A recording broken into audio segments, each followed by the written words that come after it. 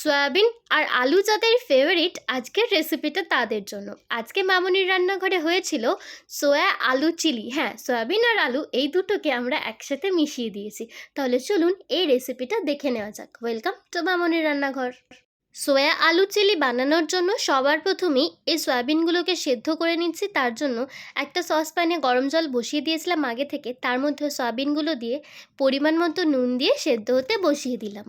সয়াবিনগুলো সেদ্ধ হয়ে গেছে আর সাইজেও কিন্তু অনেকটা ফুলে উঠেছে।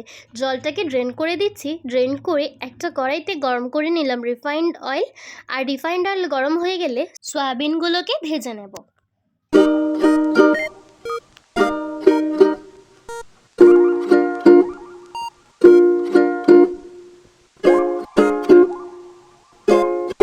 সয়াবিনগুলো বেশি ভাজিনি, সামান্য ব্রাউন কালার হয়ে গেলে তুলে নিলাম।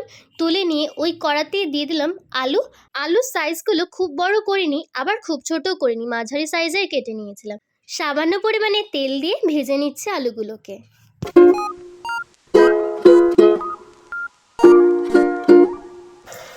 যাতে আলুগুলো সেদ্ধ হয়ে যায় সেই জন্য একটা চাপা দিয়ে আলুগুলোকে ভেজে নিলাম। আর ভাজার সময় গ্যাসের ফ্লেমটা আমি লোতেই রেখেছিলাম।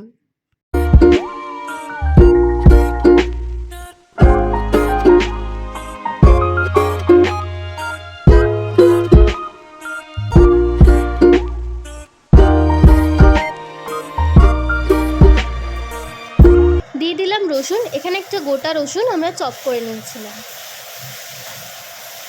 2-1 মিনিট কড়াই নেড়ে চেড়ে দিয়ে দিলাম পেঁয়াজ। পেঁয়াজগুলোকে এরকম চৌকো চৌকো করে কেটে নিয়েছিলাম। পেঁয়াজগুলো 2-3 মিনিট নেড়ে দিয়ে দিচ্ছি ক্যাপসিকাম। ক্যাপসিকামগুলো চৌকো চৌকো করে কেটে নিয়েছিলাম। এখানে আমরা গ্রিন ক্যাপসিকাম ইউজ করেছি, আপনারা চাইলে যে কোনো রঙের ক্যাপসিকাম কিন্তু ইউজ করতে পারেন। ক্যাপসিকামগুলো বেশি ভাজবো না, 2-1 মিনিট নেড়ে চেড়ে নেব। আদাটাকে গ্রেট করে নিচ্ছি। এখানে একটা 1 ইঞ্চি সাইজের আদা নিয়েছিলাম।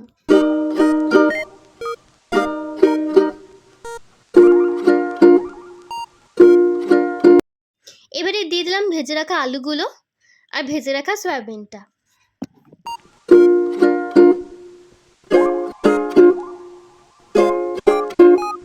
দিয়ে দিচ্ছি কিছু গুঁড়ো মশলা। সবার প্রথমে দিয়ে দিলাম কাশ্মীরি লঙ্কা গুঁড়ো, ছোট চামচে 2 চামচ, হলুদ গুঁড়ো আর স্বাদ মতো নুন। আর সবার শেষে দিয়ে দিলাম কয়েকটা কাঁচা লঙ্কা, যেটা মধ্যিখান থেকে চিড়ে নিয়েছিলাম। গুঁড়ো মশলাগুলো নেড়ে চেড়ে নিয়েছি কিছুক্ষণ। এবারে দিয়ে দিচ্ছি সস। প্রথমেই দিয়ে দিলাম টমেটো সস। টমেটো সসের পর দিয়ে দিলাম চিলি সস। চিলি সস দিয়েছি বড় চামচের 1 চামচ। সয়া সস দিলাম বড় চামচের 1 চামচ।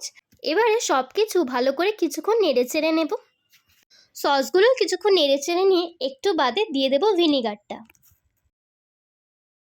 এখানে নর্মাল ভিনিগার দিচ্ছি না, ফ্লেভারের জন্য চিলি ভিনিগার ইউজ করেছি। আর দিয়ে দেবো কর্নফ্লাওয়ার। তার জন্য একটা বাটিতে 2 চামচ পরিমাণ কর্নফ্লাওয়ার নিয়ে ভালো করে গুলে সেটা আমি দিয়ে দিলাম।